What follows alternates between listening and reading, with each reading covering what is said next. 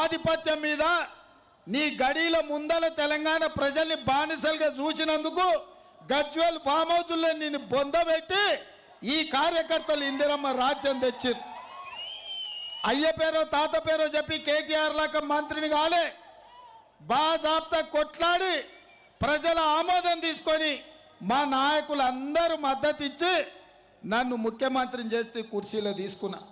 అల్లా తప్పగా రాలే బిడ్డ, నువ్వు అనుకుంటే దిగిపోనికే. నువ్వేదో తమాషా అనుకుంటున్నావు, ఏడాది తిరిగే లోపల మళ్ళీ అవుతాని.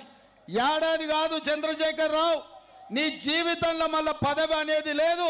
నీ పదవి అయిపోయింది, నీ మందు సీస ఖాళీ అయిపోయింది. ఇక నీ జీవితంలో పదవి అనేది నీ కళ్ళతో చూడలేవు. ఇక ఇదే కాదు, నిన్న ఆయన ఖమ్మంలో చెప్తున్నాడు, వచ్చేది సంకీర్ణమే, మనకు 12 ఎంపీలు గెలిస్తే నామ నాగేశ్వరరావు మంత్రి అవుతాడని, కేంద్రంలో మంత్రి అవుతాడంట. ఎవరి చెవులో పువ్వు పెడుతున్నావు చంద్రశేఖర్ రావు నువ్వు? ఎట్లా కాంగ్రెస్కు 40 రావంటివి. కాంగ్రెస్ వాళ్ళు నిన్ను కారోని దగ్గర కూడా రానియరు.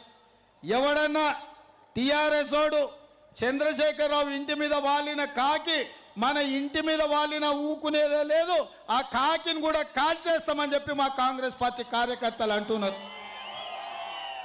రేపు మన ప్రభుత్వంలో చేర్చుకునేది లేదు. 14 సీట్లు తెలంగాణలో గెలిచి రంజిత్ రెడ్డిని ఎంపీగా ఎన్నుకొని కేంద్రంలో మహాకూటమి ఇండియా కూటమి ఇవాళ ప్రభుత్వాన్ని ఏర్పాటు చేయబోతుంది.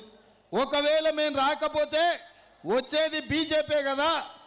మరి మేమేమంటున్నాం, బీజేపీలతో చీకట్ల ఒప్పందం చేసుకున్నాడు. బిడ్డ బెయిల్ కోసం ఈ చేవెళ్ళ నియోజకవర్గంలో కాసాని జ్ఞానేశ్వర్ను ఒక బలైన వర్గాలకు సంబంధించిన ముదిరాజు బిడ్డను ఎన్నికల్లో పెట్టి ఆయన ఎన్నికలు కూడా ప్రచారం చేస్తలేరు. ఈడ మా అక్క సబితమ్మ పొద్దటిపూటనేమో కారు గుర్తు అంటుంది, రాత్రిపూటనేమో కమలం గుర్తు అంటుంది. ఇది నిజం కాదా?